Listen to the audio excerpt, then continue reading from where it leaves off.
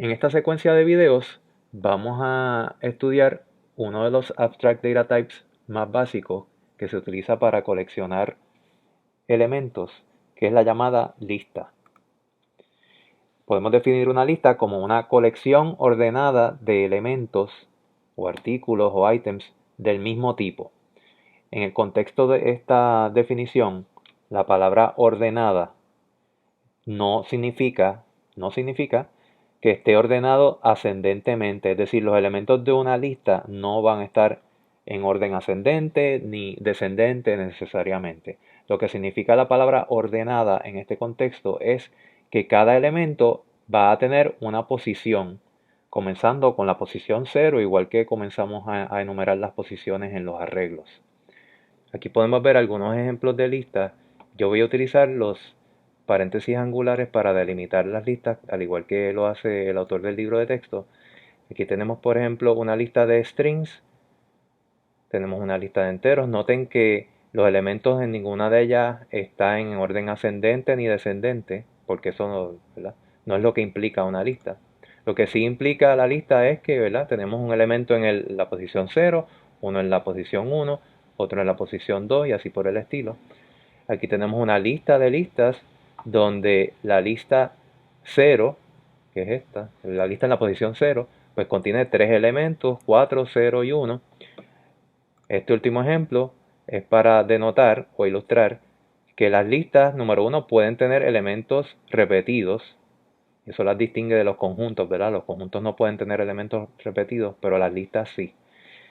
Y también pretende ilustrar este ejemplo el hecho de que el orden es bien importante dentro de las listas. Es decir, como esta primera lista tiene los elementos en el orden 4, 5, 5, 3, a pesar de que contienen los mismos valores que la segunda, como en la segunda lista están en otro orden, pues no se considerarían listas iguales. Un concepto importante para entender el ADT lista que está descrito en el libro es el concepto de la posición corriente o en inglés current position. Esa posición corriente es una posición válida en la lista y casi siempre implica una posición sobre la que nos disponemos a hacer una inserción, remoción o acceso. En la versión abstracta de la lista, la que yo represento con los paréntesis estos angulares, digamos que tenemos una lista como esta. ¿Okay? Son una lista de 5 elementos, de 4 elementos, perdonen. ¿Okay? Que tienen elementos en la posición 0, 1, 2, 3.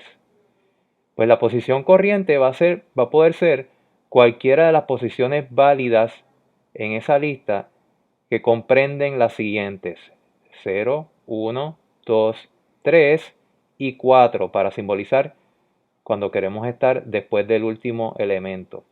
Así que posiciones válidas dentro de esta lista de 4 serían 0, 1, 2, 3, 4, donde 0 está antes que el 5, 1 antes que el 7 y así sucesivamente.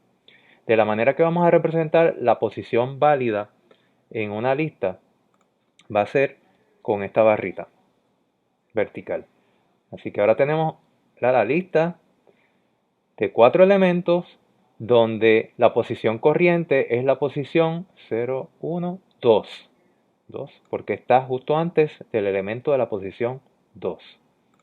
Esto otro sería la misma lista, pero con la posición corriente en la posición 0.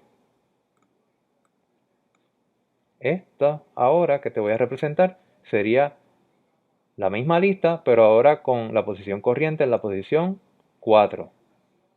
¿Okay? Posición 4 que es justo después del elemento 3. Las operaciones sobre la lista pues van a incluir algunas que me permiten mover la posición de la posición corriente. Por ejemplo, una operación podría ser mover la posición corriente en reversa. Y eso pues en este caso, si la lista tuviese la posición corriente en esta posición, pues moverla en reversa sería moverla una posición hacia atrás. Es decir, ponerla ahora en vez de la posición 4 en la posición 3. Esa es la posición 3, ¿verdad? Porque la 0 sería aquí, la 1 acá, la 2 aquí y la 3 acá. ¿Okay? justo antes del elemento 3.